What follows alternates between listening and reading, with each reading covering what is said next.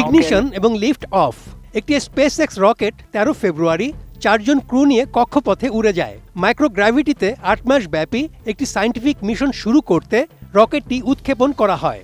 এই দীর্ঘ অভিযানে অংশ নিচ্ছে যুক্তরাষ্ট্র, ফ্রান্স ও রাশিয়ার অভিজ্ঞ নভোচারীরা। অভিযানটির নাম দেওয়া হয় ক্রু 12।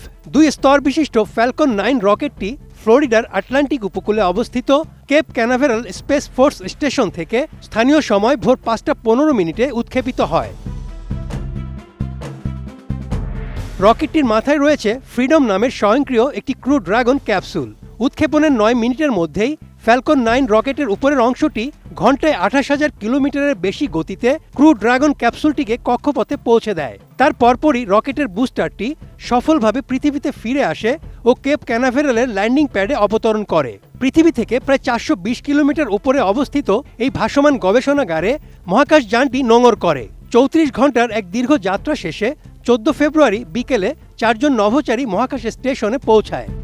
কোয়ালিটি সম্পন্ন আন্তর্জাতিক মানের still bar CSRM, committed for better still.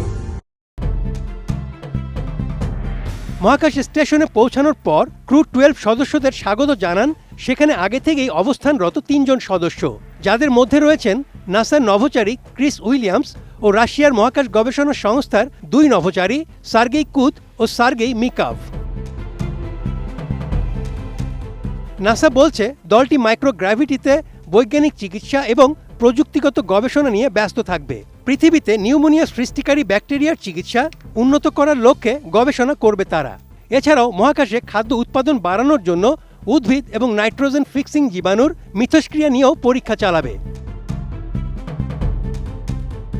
2020 সালের মে মাস থেকে নভোচারী পাঠানো শুরু করে ধনকুব ইলন মাস্কের প্রতিষ্ঠিত রকেট কোম্পানি স্পেসএক্স।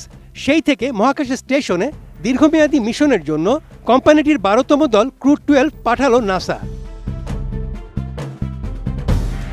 এই অভিযানের নেতৃত্বে রয়েছেন 48 বছর বয়সী জেসিকা মেয়ার, যিনি একজন অভিজ্ঞ নভোচারী ও সমুদ্রজীব বিজ্ঞানী।